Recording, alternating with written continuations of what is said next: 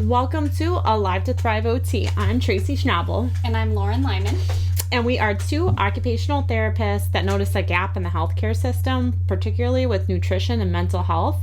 So we've done a bunch of research and we just want to share it with you for free. We just have a disclaimer. It's for informational purposes only. We do not give any warranties or representation for the information provided. Please consult with any specific medical provider for any concerns you have. And if there's an emergency, call 911. And without further ado, I'm going to allow Lauren to introduce our topic for today. So today we are talking about sleep training. So this is a super controversial topic among parents. So I am going to enter lightly. I'm going to offer my professional and personal opinion. I am a parent myself. I have done the whole gamut of methods.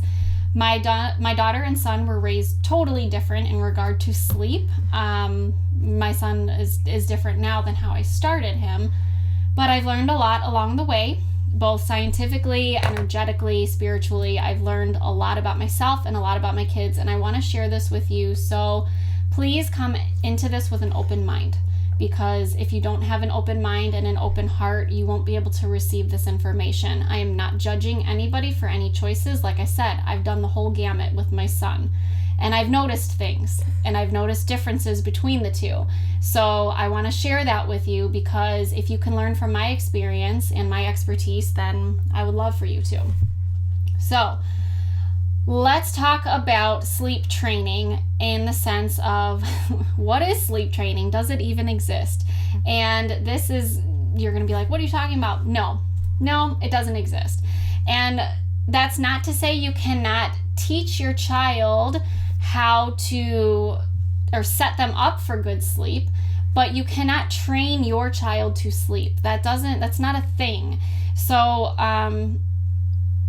it's kind of like potty training, right? You can't train a child to potty train before they're ready. You can't train a child to eat before they have the skills to chew, right? You have to follow their developmental stages. Mm-hmm. So some children develop this ability to sleep through the night or self-soothe faster than others. Some children, have this greater need for their parent, and that's a personality thing, it's a spiritual thing, it's a relationship thing, it's a lot of different things, a lot of different factors coming into play here. It's, breastfed versus formula fed, it's, whether your child is more independent as a personality trait than another child. There's a lot of factors that play into it, so we can't treat it like, well, this child was sleep trained, so my child should be able to be sleep trained. So what exactly is happening when you're using sleep training strategies? And I want to differentiate again between sleep training and establishing healthy habits. So if you're involving crying, that's sleep training. If you are like setting up a bedtime routine and we always do a bath before bed and then we always read this book, that's healthy sleep habits. So that's putting them in a routine where they know what to expect and that it's bedtime, and setting that structure for them so that they can know, okay, this is a time where I sleep for a long period of time. So there's a difference. When you involve crying, what's happening? Whether they're crying for a short period of time or a long period of time, and that's determined by the child. So let's look at it from an evolutionary perspective, as I like to look at pretty much everything, because we are a product of our history. We are humans designed to interact with our environment in order to secure our survival. So evolutionarily speaking, when you are with your pack, and your pack leaves you. Well, first of all, we like to sleep with our pack because we feel comfortable, because if we're not with our pack, then if a predator comes, we have to fend for ourselves. Whereas if we're with a pack, one, our predators might not approach us because they're outnumbered, or two, we have people fighting alongside of us. So we like to sleep with our pack. It's kind of just how it is. In a lot of parts of the world, parents bed share, and that's a whole nother topic. There are ways to do it safely. There are a lot of misconceptions about bed sharing based on data that was collected from people who were taking medications, who were alcoholics, drug addicts, things like that, smokers. Another topic. But, so we like to sleep with our pack. When we are alone from our pack, we will cry out for our pack because we want them to come back. So when a baby is alone in their crib, they will cry out for mom and dad or guardian, whoever is taking care of them. And what happens? When we let them continue to cry, we are not training them, we're not teaching them self-soothing strategies. And that's a misconception. You are teaching them to not cry, but you're not teaching them to soothe themselves. So if we look at evolution, what are we training that animal, that child? Well, our pack has left us. We're going to cry out for our pack because we want them to come back. When they don't come back after a certain period of time, we're going to stop crying because we realize they're not coming back for me. If I continue to cry, I'm going to get eaten by this wolf, by my predator. So I need to stop crying in order to survive. That's not self-soothing, that's survival. They're going into survival mode. When you get into survival mode, what happens to your cortisol, your stress hormones? Your cortisol rises because you are super stressed out about what is happening right now. You don't feel safe. So, when you're a child, your cortisol levels are being regulated. You're establishing your baseline for when you're an adult. So when you're constantly in a state of panic, your cortisol levels are going to elevate and your baseline is going to be higher than somebody else's. So naturally, you're going to have higher levels of this stress hormone, which negatively impacts your health, sets you up for chronic disease, and it makes you a stressed out person, which obviously isn't good emotionally either.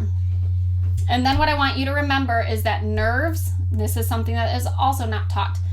Nerves remember trauma. So even cognitively, oh, they're just a baby, they're never going to remember that. Cognitively, in their conscious mind, they will not remember it. Their nerves will remember that psychosomatic experience. Your nerves will remember how it felt, and there is emotion attached to that. So your nervous system is going to hang on to that experience and remember it as traumatic. And that's going to shape the rest of your life if you're holding on to trauma, whether it's micro trauma, macro trauma, your body remembers. So those are 3 things I want you to consider before you decide how you're going to approach sleep. We do not live in a society that's very conducive to parents, mothers in particular. So I know people have to work and they have to sleep in order to work. There are people you can hire to help you out in the nighttime to give you some relief so that you can sleep a little more. I encourage you to reach out to family members, or if you know somebody who just had a baby, reach out to them. Because moms don't ask for help, because we come from a society where it feels like if you can't do it all, you're failing. But we need a village. It takes a village to raise a child. It really does. So reach out, ask for help. If somebody's not asking for help, offer it. And when they say, no, that's okay, offer it again. And when they say, it's all right, I'm fine, offer it again.